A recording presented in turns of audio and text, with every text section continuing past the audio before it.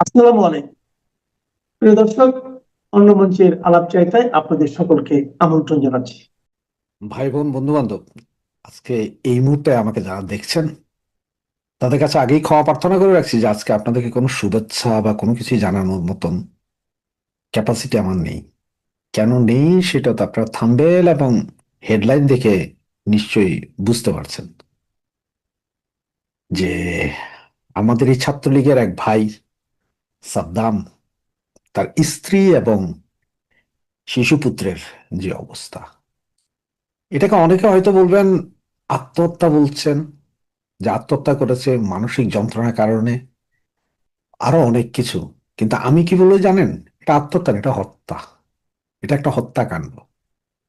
কারণ আত্মহত্যা করার জন্য উৎসাহিত করেছে এই সরকার। আর সবচেয়ে হৃদয় বিদারক যেটা, যেখানে একজন মৃত ব্যক্তিকে দেখতে আসে জীবিতরা, সেখানে আজ মৃত ব্যক্তিরাই গেছেন জীবিতকে দেখতে। ভিডিওগুলো দেখুন। আপনার জানি কাল সারা রাত সারাদিন এই ভিডিওগুলো দেখেছেন, তারপরে একটু বলি, একটু দেখুন। একটা 9 মাসের শিশু তার পিতাকে দেখতে গেল, স্ত্রী গেল তার স্বামীকে দেখতে। আর সেখানে আপনার 5 মিনিটের সময় দেওয়া হয়েছে, প্যারোলে মুক্তি তো দূরের কথা, 5 মিনিট সময় দেওয়া হয়েছে তাদেরকে দেখতে। দেখার পরে নিয়ে এসেছে, এরপরে কবর দিবে, সব শেষ। 2 দিন 3 দিন 4 দিন পরে সব ভুলে যাবে। আপনার মনে আছে যে জঙ্গি ব্লগারদেরকে হত্যা করার দায়ে যে জঙ্গির ফাঁসি হয়েছে, তাকে প্যারোলে মুক্তি দিয়ে আবার রাষ্ট্রীয় খরচায় হেলিকপ্টার দিয়ে জানাজার ময়দানে নেওয়া হয়েছে। মনে আছে সেটা? আর আজ সাদ্দাম ছাত্রলীগ করে, এই জন্যই তাকে প্যারোলে মুক্তিও দেওয়া হয়নি। তার মুক্তি যখন চেয়েছে, যে আবেদন করেছে, এই যে আবেদনটা আপনারা আমার পাশেই দেখেন, এই আবেদন যখন করেছে তখন সেটা বাতিল করা হয়েছে। আর যে বাতিল করেছে সেই পুলিশ অফিসারের ছবিটাও দেখেন, স্মরণ রাখেন। প্রতিদিনই কিছু না কিছু ঘটছে, তাই আগেরটা ভুলে যাই আমরা। এর আগে দীপুচন্দ্র দাস, তারও আগে এরকম অনেক মারা গেল। তার আগে ঢাকা ইউনিভার্সিটিতে অল্প 2টা ভাত খাওয়ানোর কথা বলে তোফাজ্জলকে হত্যা করা হলো, মনে আছে? রাজশাহী বিশ্ববিদ্যালয়ে আমাদের আরেক পঙ্গু ভাইকে হত্যা করা হয়েছে। এসব মনে রাখেন। অবশ্য মনে রেখেও লাভ কি? মনে রেখে কি করা যাবে? কিছুই করা যাবে না, কারণ অবস্থা যা, তাতে আমরা শুধু ওই মনেই রাখতে পারবো, আমি বলতে পারবো, আপনারা শুনতে পারবেন বা আপনারা লিখতে পারবেন, আমরা পড়তে পারবো, এতটুকুই। এর বাইরে আর কিছু হবে বলে আমার মনে হয় না। আজকে ওই যে হারামজাদা হাদি মরার পরে তার ভাই পায় এম্বাসিতে চাকরি, বোন পায় 1 কোটি টাকার ফ্ল্যাট, আরেক ভাই পায় 1 কোটি টাকার এফডিআর। আর এখানে সাদ্দামের মতন হাজারো ছাত্রলীগ, আওয়ামী লীগের কর্মী, নেতারাও অন্ধকার প্রকোষ্ঠে আছে। তাদের স্ত্রী পুত্র ভাই বোন কারো মৃত্যুতে প্যারোলে মুক্তি তো দেওয়াই হয় না, জেলের খামার ভেতরে রেখেই হত্যা করা হচ্ছে আমাদের নেতা কর্মীদেরকে। আর কত এভাবেই চলতে থাকবে? আবার এখন এই নতুন মহোৎসব চলছে, নির্বাচন।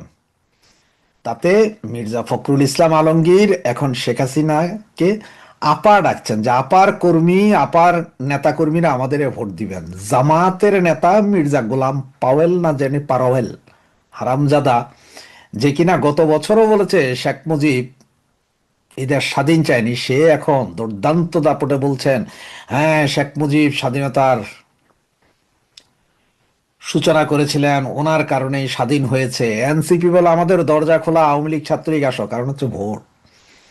আমরা ভোটে এখনো 40% হোক, 30%ই হোক, ভোটে আমরা বড় ফ্যাক্টর। আর আমাদের ভোটগুলো যে যার বক্সে নেওয়ার জন্য এখন পারলে আমাদের আব্বাও ডাকে, আম্মাও ডাকে। ওরা এই ভোটের আগ পর্যন্ত এমনও আছে যে শেখ হাসিনা কে বলবে যে শেখ হাসিনা উনি শুধু জননেত্রী ছিলেন, আওয়ামী লীগের না, উনি সারা বাংলাদেশের গর্ব ছিলেন, এটাও বলতে পারে। কারণ এদের তো চরিত্র ঠিক নেই। তো এদের এই মিষ্টি কথায় ভুলে, মিষ্টি কথায় বিশ্বাস করে আমার ভাই বোন আত্মীয় স্বজন বন্ধু বান্ধব পাড়া প্রতিবেশী যারাই যাবেন এই ভোটে ওদের দেওয়ার জন্য, তাদের অবস্থা ঠিক সাদ্দামের পরিবারের মতো হবে, এটা মনে রাখেন। কারণ এখনো ওরা আসলে যা করছে আমাদের সাথে সেটা অল্পই, এই সামান্য কিছু মামলা মোকদ্দমা ভাঙচুর হত্যা এগুলা করছে। জিতার পরে কচু কাটা করবে, এটা মনে রাখেন। যেটাই জিতুক, জামাত জিতুক চাই, এনসিপি জিতুক আর বিএমপি জিতুক, কারণ ওদের বিষ একটাই, আওয়ামী লীগ নিধন করো। এখন নির্বাচনের আগে কত রকম কথা, কত সুন্দর সুন্দর কথা বলছে আমাদেরকে নিয়ে। সুতরাং এই যে আজকে সাদ্দাম, তার আগে তফাজ্জল, তারপর দীপু, এভাবে হতে হতে আগামী 30 তারিখ পর্যন্ত আরো কত সাদ্দাম, আরো কত দীপু, আরো কত তফাজ্জল যাবে, সেটার হিসাব হয়তো আমরা করতে করতে হাঁপিয়ে যাব। কারণ আওয়ামী লীগ যারা করে, সমর্থন যারা করে, যেসব পরিবারগুলো করে, এই বেনিয়া গোষ্ঠী, জোচ্চর গোষ্ঠী, এদের কাছে আমরা শুধু একটা সংখ্যা, 1 2 3 4 5 6। সুতরাং সংখ্যা মিটে গেলে কোনো সমস্যা নেই, ওরা বলবে যে এটা অল্প কয়টা সংখ্যা মিটেছে। আর কি কষ্টে আজকে আমাদের এই ছাত্রলীগ, যুবলীগ, আওয়ামী লীগের বেশ কিছু নেতা কর্মী কি কষ্টে আছে সেটা আর কেউ জানে না। তবে হ্যাঁ, আওয়ামী লীগ, ছাত্রলীগ, যুবলীগেরও কিছু নেতা কর্মী আছে বিভিন্ন জেলা মহানগর ওয়ার্ডের কিছু কিছু নেতা আছে যারা আত্মগোপনে থেকে ব্যবসা বাণিজ্য সব করছেন। ওনারা কিন্তু বড় বড় পদধারী, ব্যবসা বাণিজ্য সব করছেন। আর যেসব নেতা কর্মীরা আসলে আওয়ামী লীগকে ভালোবাসেন, তারাই আছেন এখন জেলে, জুলুমে, তাদের পরিবারের উপরে চলছে হত্যা, নির্যাতন, সবকিছু। সুতরাং আজকে এই সাদ্দামের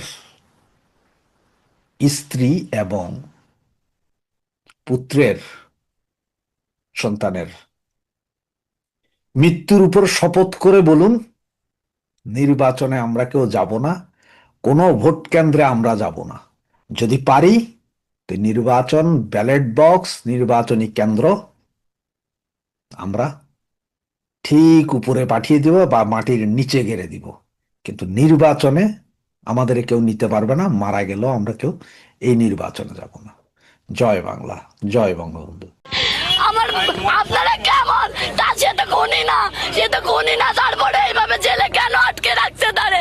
তার স্ত্রী কষ্ট সহ্য করতে না পারে। আমার বোন, আমার একটা বোন, আমার একটা ভাগ্নে আত্মহত্যা করছে, কত কষ্ট নিয়ে মরছে। ভিডিওটা শেয়ার করবেন। ঘুম ভাঙাতে চাই ডক্টর আসিফ নজরুল ইসলাম স্যারের। এই কান্না শুনে কি আপনার খারাপ লাগছে? আপনি একবার চোখ বন্ধ করে ভেবে দেখেন তো, ধরেন আপনি 10টা মার্ডারই করছেন, আপনার ফাঁসি হবে, কোনো সমস্যা নেই, আপনি অপরাধী। একটা সন্তান জন্ম দিয়েছেন, আপনি জেলে 11 মাস, বাচ্চাটা 9 মাস হয়েছে বয়স, বাচ্চাটারে কখনো কোলে নিয়ে দেখতে পারেন নাই, এই বাচ্চাটা মারা গেছে, আর আপনি প্রথমবারের মতন তার শরীরটাকে ছুঁচ্ছেন। তার ছোট্ট ছোট্ট একটা শরীর মৃত। একজন বাবা হিসাবে আমি মনে করি দুনিয়ার কোনো আদালত, দুনিয়ার কোনো কারাগার এই অধিকার রাখে না, বা এই আইনের সিস্টেম অ্যাক্টিভ করা যায় না যে এই সন্তানটারে মৃত কোলে নিবে এবং তার জানাজাটা বাবা করতে পারে নাই। তার মাটি কবরে বাবার কাঁধে চড়ে তার কবরে যাওয়ার সুযোগ হচ্ছে না। এখন এই সাদ্দাম, যে ছাত্রটা, মানে ছেলেটাকে নিয়ে আমরা কথা বলছি, ছাত্রলীগের বাগেরহাটের জেলার কি সভাপতি নাকি, সে কি আসলে অপরাধী? তার অপরাধটা কি? সে কি কোনো হত্যা মামলার আসামি? না। এবার আসুন, বাংলাদেশের একজন প্রখ্যাত সাংবাদিক জুলকারনাইন সায়ের, তিনি একটা পোস্ট লিখেছেন। সেই পোস্ট পড়ে বোঝা যাচ্ছে যে দেশে আসলে কি হচ্ছে। দেখেন, সারা বাংলাদেশে হাজার হাজার আওয়ামী লীগের নেতাকর্মী গ্রেপ্তার হয়েছে। আমি কখনো প্রটেস্ট করি নাই, বিকজ দে ডিজার্ভ ইট। যারা অপরাধী তারা পানিশমেন্ট নিতেই হবে। আপনি একজনের ক্ষতি করবেন, আপনার ক্ষতি আল্লাহ করবে, আর রাষ্ট্র সিস্টেমে আপনাকে এটা পানিশ করবে। বাট আসলে কি অপরাধী? জুলকারনাইন সায়েরের এই পোস্টটা আপনি দেখেন, তিনি তার পোস্টে সাদ্দামের বিষয়টা নিয়ে লিখছেন, যেই ঘটনায় সাদ্দামকে মামলা দিয়ে আটক করা হয়েছে, সেই ঘটনার সময় এই সাদ্দাম ভারতে চিকিৎসা নিচ্ছিল। আমি স্ক্রিনশট দিয়েছি যেন এটা নিয়ে বিতর্ক না হয়। এরপর তিনি লিখছেন তার পাসপোর্ট যাচাই করেও সেটা জানা গেছে। আওয়ামী লীগের তৃণমূল পর্যায়ের নেতা হওয়ার কারণেই তাকে গ্রেপ্তার করা হয়। এমন অসংখ্য ঘটনা আছে যেখানে সম্পূর্ণ মিথ্যা মামলায় অনেককে আটক করা হয়েছে। তার স্ত্রী বারবার চেষ্টা করেও জামিনের ব্যবস্থা করতে পারেনি, মানসিকভাবে বিপর্যস্ত হয়েছে। আমরা কেউ মনে করছি সে আত্মহত্যা করেছে, তার বাচ্চাকে মেরে ফেলেছে, কিন্তু এই বাচ্চা এবং তার যে মা বা সাদ্দামের স্ত্রী এবং সন্তানের মৃত্যুটা স্বাভাবিক না। একটু তো লজিক কাজ করে গেছে যে বাচ্চাটাকে তিনি পানিতে চুবাইয়া মারছেন, কেন মারবেন? তিনি আত্মহত্যা করছেন, বাচ্চাটা তো নিজেও ওইভাবেই শেষ করতে পারতেন, কিন্তু পানিতে চুবানোর ঘটনা এখানে ঘটছে। সাসপিশিয়াস, এখানে রহস্যজনক কিছু বিষয় আছে, সেটার ইনভেস্টিগেশন দায়িত্ব পুলিশের। কিন্তু সাদ্দামের সাথে যেটা ঘটলো এটা কোনোভাবেই পরিবর্তিত বাংলাদেশে মানার সুযোগ। যে আপনি বলতেছেন ঠিক আছে, তো কালকে বেটা তুই যখন জেলে যাবি, তোর বাচ্চা মরলে তুই তখন জেলে বৈশা বলিস যে ঠিক আছে। অমানুষ হয়ে গেছো বেটা বাংলাদেশের সব জনগণ। তুমি খোঁজো ইসলাম, তুমি খোঁজো রাষ্ট্র মানবিক বাংলাদেশ, এগুলা মানবিকতার কথা? মানে আমার বিপরীত রাজনৈতিক দলের হইলে এত জিঘাংসামূলক মেন্টালিটি দেশের মানুষের নরপিশাচে মেন্টালিটি আমাদের চলে গেছে। আমি আশ্চর্য হই, তোমার আল্লাহ সন্তান দিছে না, তোমার সন্তানের যেন এমন মৃত্যু হয় দেশে বিদেশে অথবা জেলে, তুমি যেন আটকায় ফিল করতে পারো এই সাদ্দামের কি ফিল হইছে। জীবিত বাচ্চাটারে কোলে নিতে পারে নাই বেটা, মরা বাচ্চাটারে কোলে নিছে। 5 মিনিটের জন্য সময় পাইছে না, 10 মিনিটের জন্য। প্যারোলে হাজার হাজার মানুষের মুক্তি হয়। সাবেক পররাষ্ট্রমন্ত্রী মোমেন 8 মাস এই দেশে থেকে এই দেশের এই সরকারের সহযোগিতা নিয়ে দেশ ছেড়া পালাইছে। একটা লোম ছিঁড়তে পারছেন আপনি? যত আইন গরিবের জন্য, বড় লোকরা তো আইন তৈরি করে। আপনি বোঝার চেষ্টা করেন। জুলকারনাইন সাহেব লিখছেন লাস্টে যে মানুষ যখন মানবিক মূল্যবোধ হারিয়ে ফেলে তখন সে পশুতে পরিণত হয়। যেহেতু মানুষ হয়ে জন্মেছেন, মানুষ হয়ে থাকার চেষ্টা করুন, পশু নয়। আমার কাছে মনে আমার কমেন্টের মধ্যেও কিছু পশুর চেহারা আমি দেখতে পাইছি। ভাই তোরা মানুষ না, মানুষ নামের অমানুষ, কলঙ্ক তোর জন্মের। আমি দোয়া করি সাদ্দামের ব্যথা যেন আল্লাহ তুরে বুঝাইতে, যে মনে করছস যে ঠিকই আছে।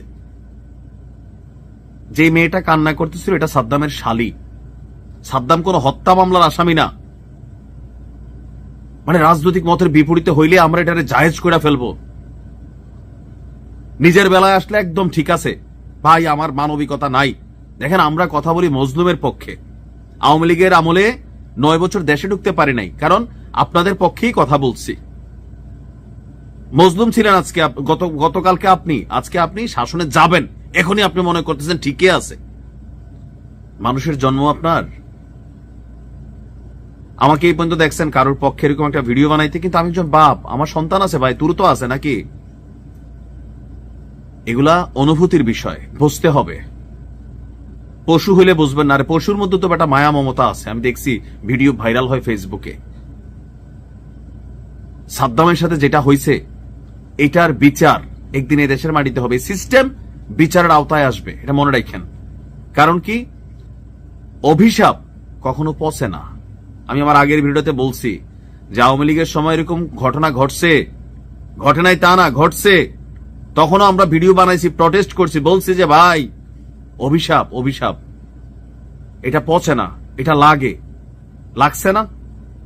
এই আনিসুল হক আইনমন্ত্রী কতটা বাহবানিয়া, এই যে কালামাগুর, হ্যাঁ আমি এর কালামাগুরি বলি, স্বরাষ্ট্রমন্ত্রী যে ছিল আসাদুজ্জামান খান কামাল, কই আজকে? হ্যাঁ ভারতে ভালো আছে, মানুষের অভিশাপ ছিল। আর আপনি মনে করতেছেন আমি এটা কমেন্ট করলাম আমার আর কি হবে, তোর উপর আল্লাহ অভিশাপ নিয়ে আসবে। বাবা একটু মানুষের মতন চিন্তা করেন। সে অন্যায় করছে, অপরাধ করছে, ছাত্রলীগ করছে, এটা তার অপরাধ ছিল। এই মুহূর্তে তো এটাই, তার বিরুদ্ধে হত্যা মামলা নাই। জুলকারনাইন সাহেব যেহেতু লিখছে বা তার শালীর বক্তব্য ছিল হত্যা মামলার আসামি না, তাহলে কেন প্যারোলে মুক্তি দেওয়া হলো না? কেন সিস্টেম এইভাবে কাজ করে গেল? পুরো বাংলাদেশকে নাড়াই দিল। আর ক্ষমতায় বসে আছি আমরা কারা? শান্তিতে নোবেল পাওয়া ডক্টর মোহাম্মদ ইউনূস, আসিফ নজরুল ইসলাম। আল্লাহ আমার যদি একবার মন্ত্রী বানাই দিতেন। তো বানাইছে তো স্যার। এগুলার জবাবদিহিতা আপনাদেরকে দিতে হবে, করবে সিস্টেম, আপনাদেরকে ধরবে। তখন আবার আমরা আপনাদের পক্ষেই কথা বলতে হবে, কারণ আমাদের কাজটাই হচ্ছে যে মজলুম তার পক্ষে কথা বলা। আর সাদ্দামের পক্ষে কথা বললে যদি আমার নামে আরেকটা মামলা হয়, ভাই এগুলো শেষ করে আসছি 9 বছর হইলো আর কি মনে করলেন, তারপরেও নিজের ভিতরে থাকা মানবিকতার জায়গাটাকে নষ্ট করতে পারবো না। আমি এই মেয়েটার কান্না বাদ দেন, আমি যখন এই দৃশ্যটা দেখছি, আমার 3টা সন্তান আছে ভাই, আমি এটা ফিল করতে পারি। আপনি হয়তো বাপ নামের কলঙ্ক থাকে না, যে জন্ম দিলেই বাপ হয় না, পাগলিটাও তো বাপ হয়, পাগলিটা মা হয়, বাপ হয় না। এই পাগলির বাচ্চার বাপ পাওয়া যায় না। তোদের মতন কিছু নরপশু হয়তো আছে যারা কমেন্টে লিখোস, ঠিকই আছে। আওয়ামী লীগ জুলুম করছে অনেকেই, বিচার হইছে, হবে, অত্যাচার করছে, পানিশমেন্ট পাইছে, পাবে। কিন্তু এই ঘটনার পক্ষে সাফাই গাওয়া কোনো মানুষের কাজ হইতে পারে না। আমি জানি না যে কি বইলা সাদ্দামরে আজকে সান্ত্বনা দেওয়া, হয়তো সাদ্দাম মুক্তি পেয়ে যাবে, দেখবেন বাংলাদেশে এটা হয়। এই জিনিসটা কি ফিরে আনা যাবে যেটা তার সাথে ঘটে গেছে? আল্লাহ সাদ্দামকে শোক সইবার ধৈর্য ধারণ করুক, আর তার বাচ্চা এবং স্ত্রীর মৃত্যুটা নিয়ে ভালোভাবে ইনভেস্টিগেশন হোক, আসলে কিভাবে মারা গেছে। ঢাকা ক্যান্টনমেন্টে একটা দরবার হলো, সেনা দরবার হলো, আবার একটা অফিসার্স অ্যাড্রেস হলো। সেই অফিসার্স অ্যাড্রেসে জেনারেল ওয়াকার অফিসারদের উদ্দেশ্যে কথা বললেন, দরবারেও আলাপ হলো। তো এই দরবার এবং অফিসার্স অ্যাড্রেসে মোটামুটি ঢাকায় যারা ছিলেন তারা যোগ দিয়েছেন ফিজিক্যালি, আবার অনলাইনে সারা বাংলাদেশ থেকে অনেকে যোগ দিয়েছেন। তো এখানে কি আলাপ হলো? আগে একটা দরবার হলে বা অফিসার্স অ্যাড্রেস হলে আমরা খুব আগ্রহী হতাম, কি আলাপ হলো সেটা আবার ইনফরমেশন কালেক্ট করবার জন্য আমার কিছু পরিচিত লোক আছে, তাদের একটু আগেই অ্যাসাইনমেন্ট দিয়ে রাখতাম। তো এইবার আর কেউ কোনো আগ্রহ দেখায়নি, এবং আগ্রহটা মানে আপনারা হয়তো কোনো মিডিয়ায় পেয়েছেন কিনা, আই ডোন্ট নো, কোনো ইউটিউবারের কাছে শুনেছেন কিনা। তো এটা নিয়ে আবার আর্মির মধ্যে একটা রিয়াকশন হচ্ছে যে ওয়াকার চেয়েছিল এটা নিয়ে আলোচনা হোক। তো পরবর্তীতে সে তার পিআর টিমকে বলেছে যে এটা নিয়ে সামাজিক যোগাযোগ মাধ্যম বা মূল মাধ্যমে যেন একটু আলোচনা হয়।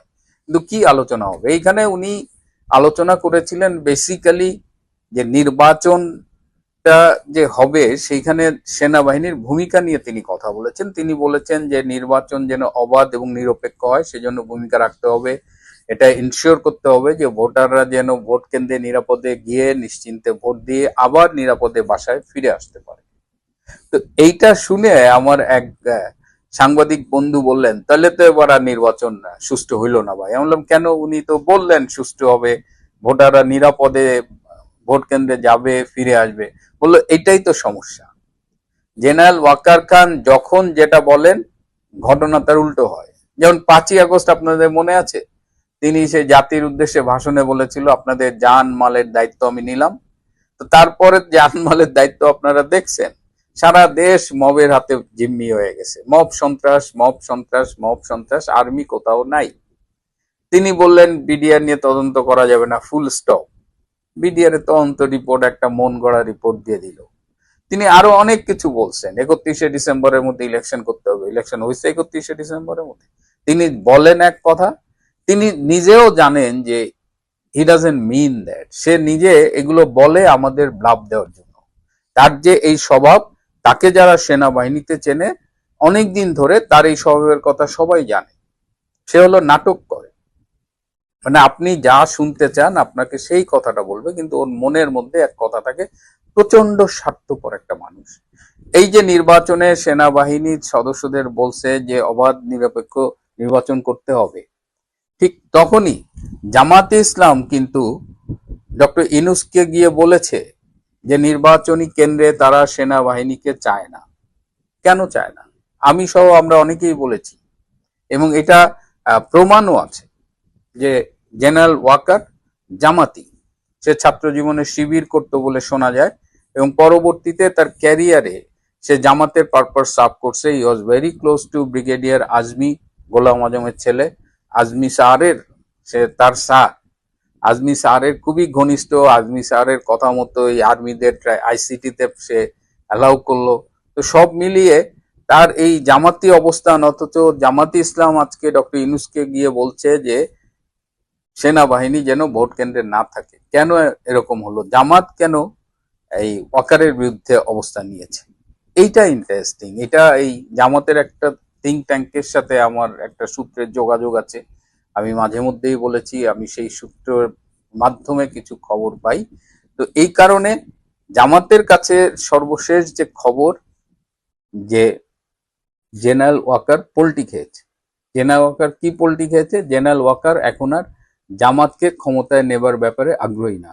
অথচ দেখেন, পাকিস্তান থেকে যতগুলো উচ্চ পদস্থ সামরিক কর্মকর্তা বাংলাদেশে এসেছে, সবাই ওয়াকারকে বলে গেছে আসন্ন নির্বাচন যদি হয় তাহলে জামাতকে যেন ক্ষমতায় আনার জন্য সে চেষ্টা করে, এবং সে কিন্তু কথাও দিয়েছে যে সে জামাতকে ক্ষমতায় আনার জন্য চেষ্টা করবে।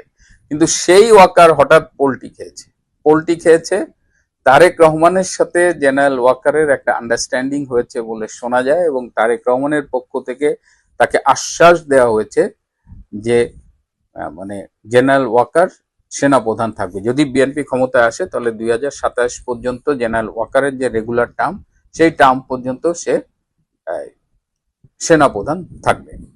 এবং এটি জানার পর জামাত ইসলাম কিন্তু ক্ষুব্ধ হয়েছে, এবং তাদের একজন বললেন যে তার নিয়োগকর্তার সাথে বেইমানি করতে পারে, অর্থাৎ শেখ হাসিনা জেনারেল ওয়াকারকে সেনাপ্রধান বানিয়েছিলেন, এবং শেখ হাসিনার পারিবারিক আত্মীয় সে, সব কিছুকে সে মানে পুরা চোখ উল্টায় দিছে এগুলো সত্ত্বেও।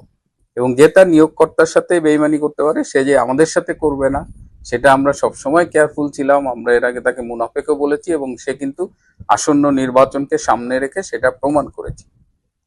এমন কোন গোয়েন্দা সংস্থা নেই যারা জেনারেল ওয়াকারকে সেনাপ্রধান বানানোর ব্যাপারে আপত্তি তোলেনি।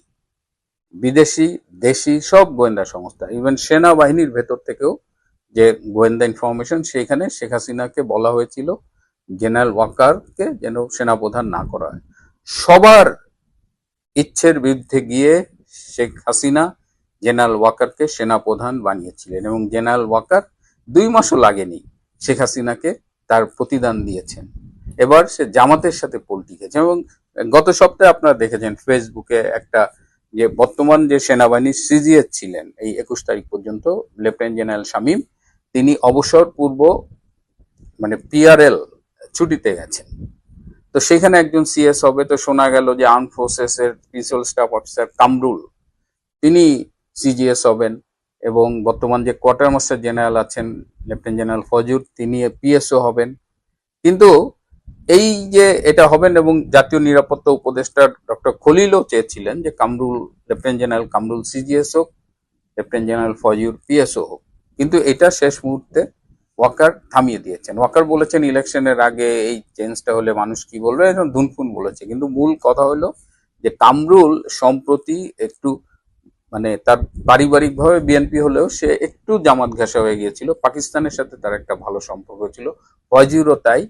তো কামরুল ফজুর যদি বেটার পজিশনে আসে তাহলে সেটা জামাতকে উপকৃত করবে, এই কারণে এটি ঠেকিয়ে দিয়েছেন জেনারেল ওয়াকার। এবং এদের পরিবর্তে একটু অপেক্ষাকৃত জুনিয়র, যিনি বর্তমানে বিদেশে পোস্টেড মধ্যপ্রাচ্যে, তাকে এনে সিজিএস করার চেষ্টা করা হচ্ছে বলে আমাদের সূত্র মারফত জানতে পেরেছি। তো এই হলো আমাদের জেনারেল ওয়াকার খান। তিনি তার এই পোল্টি, এবং তিনি জামাতের সূত্রটাই বলল যে এই শেখ হাসিনা সরকারের যে পতনের জন্য সে নাকি প্রচুর টাকা খেয়েছে, এবং সে এতটা স্বার্থপর যে নিজের স্বার্থের কারণে সে যে কারোর সাথে চোখ উল্টায় দিতে পারে, যে কোনো সময় পোল্টি খাইতে পারে, এবং টাকা দিয়ে তাকে কেনা যায়। প্রিয় বন্ধুরা, যারা জানতে চেয়েছিলেন জেনারেল ওয়াকার খানের আপডেট, তাদের জন্য আজকের এই পর্বটা। ভালো থাকবেন, সুস্থ থাকবেন, তার চেয়েও জরুরি হলো নিরাপদে থাকবেন। ডক্টর ইউনূস জামাতকে ক্ষমতায় আনতে চাচ্ছে কিনা তা আমি জানি না, কিন্তু ওয়াশিংটনের পোস্ট যেটা প্রকাশিত হয়েছে তাতে আপনার কথার সাথে যথেষ্ট সন্দেহ আছে। আমি আগেও বলেছি, আবারও বলি, বাংলাদেশে যদি কখনো কোনো পরাশক্তি, সেটা যেটাই, যে পরাশক্তি হোক, যে কোনো পরাশক্তি, আমি বলেছি ওয়াকার এবং ইউনূস এবং কোনো পরাশক্তি জামাতকে বাংলাদেশে প্রতিষ্ঠিত করে, বাংলাদেশে গৃহযুদ্ধ অনিবার্য। কেউ গৃহযুদ্ধ করবে কিনা জানি না, কিন্তু কেউ যুদ্ধ ঘোষণা করবে কিনা জানি না। আমি শেখ ফরিদ যুদ্ধ ঘোষণা করব, কারণ এই দেশে 30 লক্ষ মানুষের আত্মহতি, অগণিত নারীর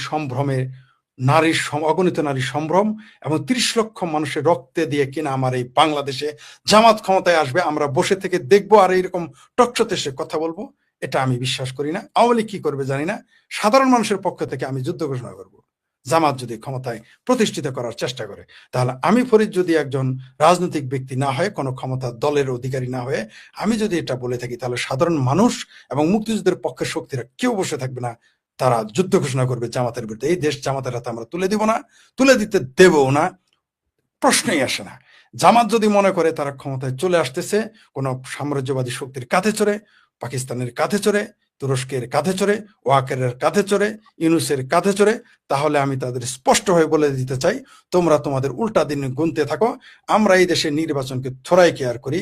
আমরা বাংলাদেশে কোনোভাবেই ছলে বলে কৌশলে অথবা পরাশক্তিদের ছত্রছায়ায় মুক্তিযুদ্ধ বিরোধী কোনো শক্তিকে আমরা ক্ষমতায় দেখতে চাই না, দেখতে দেব না। আমি বাংলাদেশের সাধারণ মানুষের পক্ষ থেকে যদি কখনো জামাত ক্ষমতায় তো আসবে না, যদি তাকে বসানো হয়, আমি সাধারণ মানুষের পক্ষ থেকে যুদ্ধ ঘোষণা করবো আমি শেখ ফরিদ। ধন্যবাদ। বছর পরে তার কথাটা হুবহু মিলে গেল যে জয় বাংলা স্লোগান দিলে মানুষকে পেটায়, জয় যদি বলে মুক্তিযোদ্ধার সন্তান, তাকে স্বয়ং আইন শৃঙ্খলার বাহিনীর সদস্য তাকে থাপড়ায়। আমরা কোনোদিন দেখি নাই যে গোলাম আজমকে থাপড়িয়েছে অথবা গোলাম আজমের পোলাকে থাপড়ানো হয়েছে, অথবা আমরা শুনি নাই নিজামী রাজাকার, দেইলা রাজাকার নিজামী আলবদরদের থাপড়ানো হয়েছে বা তার পুত্রদের, আমরা শুনি নাই কোনোদিন। অন্তত আইন শৃঙ্খলা বাহিনীর লোক তাকে থাপড়ায় নাই, এমনকি আওয়ামী লীগও তাকে থাপড়াইছে বলে আমরা জানি না। আমরা শুধু জেনেছিলাম মতিউর রহমান নিজামীকে তার পাঞ্জাবি ছিঁড়ে দিয়েছিল, স্যার আমরা কিছু দেখি নাই। কিন্তু এটা এখন নবম আশ্চর্য, যারা দেশটাকে জন্ম দিয়েছে, এই দেশের মুক্তিযোদ্ধাদের, বঙ্গবন্ধুকে অপমান করা হচ্ছে। আমরা সেটা চেয়ে চেয়ে দেখতেছি। বাংলাদেশের যারা সাধারণ মানুষ চুপচাপ আছেন, তারা ভাবতে পারতেছেন এটা সাধারণ ঘটনা। আপনারা এটাকে সাধারণ ঘটনা হিসেবে নেবেন না। এই হেনাবোট পর্যন্ত কিন্তু চলে আসছে। বাংলাদেশ থেকে কোনোদিন বঙ্গবন্ধুর ভাষণকে পাঠ্য বই থেকে অমিট করে দেওয়া হবে, এটা কে ভেবেছিল? এটা একজনই ভেবেছিলেন, তিনি হচ্ছেন doctor Humayun Azad sir. Doctor Humayun আজাদের কথা যে সত্য হয়ে যাবে আমি বিশ্বাস করতে পারিনি। অদ্ভুত ব্যাপার। হয়তোবা কয়েকদিন পরে তিনি যেটা বলেছেন যে একদিন মুক্তিযোদ্ধাদের তারা বিচার করবে প্রকাশ্যে, সেই দিনটা হয়তো সামনে আসতেছে, হয়তোবা। কিন্তু আমরা কি দেখলাম, যে যেভাবে হেনাবোট দিচ্ছে। আপনি হয়তো লেগেছেন ইউনুসকে আতঙ্কে, না আমি তাকে মনে করি না ইউনুস আতঙ্কে। ইউনুস জানে যে সে হচ্ছে একটা প্রভু রাষ্ট্রদের দালাল, দালাল বললেও তাকে মর্যাদা হচ্ছে গোলাম। সে জানে প্রভুরা তাকে উদ্ধার করে নিয়ে যাবে, তাই তিনি আতঙ্ক আছেন, এটা আমি মনে করি না। আমি যেটা মনে করি, তিনি একটু চিন্তিত যে যদি বিএনপি তার ভাতিজা ক্ষমতায় আসে, তারেক রহমান, তাহলে তাকে বিপদে পড়তে হবে, এটা তিনি হয়তো মনে করতে পারেন। কিন্তু তিনি আতঙ্কিত নন। এই আতঙ্কিত না হওয়ার কারণ হলো তার ওভার কনফিডেন্ট। বাংলাদেশের জনগণ তাকে পেলে, যে তাকে কাছে পেলে যে পেটে পাড়া দিয়ে নারী ভুড়ি বের করে ফেলবে, এটা তিনি বুঝতে পারতেছেন না। তিনি ভাবতেছেন তার প্রভু রাষ্ট্রগুলো তাকে রক্ষা করে নিয়ে যাবে। কিন্তু আমরা জানি যে সেই প্রভু রাষ্ট্রটি আজ পর্যন্ত তার কোনো বন্ধুকে রক্ষা করেনি। কোনো কোনো ক্ষেত্রে সেই রাষ্ট্রটি তার বন্ধুদেরকে কখনো জ্বালিয়ে দিয়েছেন লাশ, কখনো তাদের ফাঁসি দিয়েছেন, আমরা দেখেছি। তবে আমাদের দুর্ভাগ্য যে আমরা এই মুহূর্তে দুঃখ, আওয়ামী লীগ কি ফিরছে আপনি যেটা বলেছেন, আওয়ামী লীগ তো ফিরতেই হবে। আওয়ামী লীগ ফিরছে আমি বলবো না, আওয়ামী লীগকে ফিরতে হবে, হবেই, তার স্বার্থে, তার দলের স্বার্থে। আওয়ামী লীগকে ফিরতে হবে তার কর্মীর স্বার্থে, আওয়ামী লীগকে ফিরতে হবে মুক্তিযুদ্ধের স্বার্থে, আওয়ামী লীগকে ফিরতে হবে জয় বাংলাকে আবার সামনে আনার জন্য ফিরতে হবে, আওয়ামী লীগকে ফিরতে হবে পাঠ্য বইয়ে আবার 7ই মার্চের ভাষণকে টিকিয়ে রাখতে, আওয়ামী লীগকে ফিরতে হবে বাংলাদেশে রাজাকার আলবদরদের ধূলিসাৎ করতে, তাদেরকে দেশ ছাড়া করতে, আওয়ামী লীগকে ফিরে আসতে। আওয়ামী লীগকে ফিরে আসতে হবে সাদ্দামের স্ত্রী, যাকে বলা হয়েছে আত্মহত্যা, যার 10 মাস নাকি 12 মাসের নাকি 7 মাসের শিশুকে মেরে ফেলা হয়েছে, বলা হয়েছে আত্মহত্যা করেছে। একটা শিশু তো আত্মহত্যা করতে পারে না, আর একটা মা তার 7 মাসের শিশুকে মেরে ফেলবে, এটাও আমার বিশ্বাসযোগ্য না। আমার ধারণা তাকে ধর্ষণ করা হয়েছে এবং তার শিশুকে মেরে ফেলা হয়েছে। আমরা ধরে নিলাম সাদ্দামের স্ত্রী আত্মহত্যা করেছে তার বাচ্চাকে মেরে। এর দায় কার? এই দায় আপনি এডিটরের, এই দায় আমি শেখ ফরিদের, এই দায় জিয়া করিম ভাইয়ের, এই দায় বাংলাদেশের তথাকথিত ইউনূস সরকার, এই দায় সবচেয়ে বেশি আওয়ামী লীগের নেতাদের। আমি মনে করি আওয়ামী লীগ যদি ফিরতে চায় তাহলে তাকে ভয়ঙ্করভাবে ফিরতে হবে। এই সাদ্দামের জন্য ফিরতে হবে, এই সাদ্দামের সন্তানের জন্য ফিরতে হবে, দীপুচন্দ্র দাসের জন্য ফিরতে হবে, কমরেড মঈনুদ্দিন খান বাদলের জন্য ফিরতে হবে, যে মাজার থেকে লাশটা পুড়ে ফেলে দিয়েছে একজন ব্যক্তি, তার লাশের জন্য ফিরতে হবে বাংলাদেশ আওয়ামী লীগ। আওয়ামী লীগকে ফিরছে না, আওয়ামী লীগকে ফিরতে হবে। আওয়ামী লীগকে না ফেরার কোনো বিকল্প নেই, কারণ আওয়ামী লীগকে এই জন্য ফিরতে হবে যে বাংলাদেশের অর্থনীতি এখন ধ্বংসের মধ্যে। আওয়ামী লীগকে এই জন্য ফিরতে হবে যে এই বাংলাদেশটা এখন প্রকারান্তরে পাকিস্তানের দখলে চলে গেছে। ভারতের একটা ইউটিউব চ্যানেলের একজন বলেছে তার লাইভে এসে, আমরা জানতাম না যে ভারতের ইউটিউব গুলো এত সোচ্চার বাংলাদেশ নিয়ে। সেখানে লিখেছে, সেখানে সে বলেছে কি যেন এহসান নাকি কি যেন নাম দেখলাম, আমি দুঃখিত, নামটা আমি স্পষ্ট বলে দিই, নইলে আবার বিভ্রান্তি সৃষ্টি হতে পারে। তিনি বলেছেন যে পাকিস্তান, আমরা তো জানি পাকিস্তান, এটা আমিও বলেছি যে পাকিস্তান আইএসআই এটা দখল করেছে। তিনি উল্টো বলেছেন। কিভাবে বলেছেন আপনাদের শোনাই, আপনারা অবাক হয়ে যাবেন তিনি কি বলেছেন। আমি অবাক হয়ে গেছি। তিনি বলেছেন যে, আমি নামটা বলি, কি বলেছে সেটা তো আমার জানাই আছে, আমি তার চ্যানেলটা হঠাৎ করে দেখেছি। তিনি বলেছেন যে, তার নামটা বলে দিই তা নাহলে অন্যায় হবে। তার নাম হচ্ছে Mehsan is মেহেসান IAS YouTube channel থেকে বলেছে যে বাংলাদেশকে দখল করেছে আমেরিকা, নাম ধরে বলেছে। আমেরিকা তাকে তুলে দিয়েছে পাকিস্তানকে। আমি অবাক হয়ে গেলাম তার রিসার্চ দেখে। আবার বলছি যে আমেরিকা বাংলাদেশকে দখল করেছে, এই দখল করে সেটা পাকিস্তান হাতে তুলে দিয়েছে।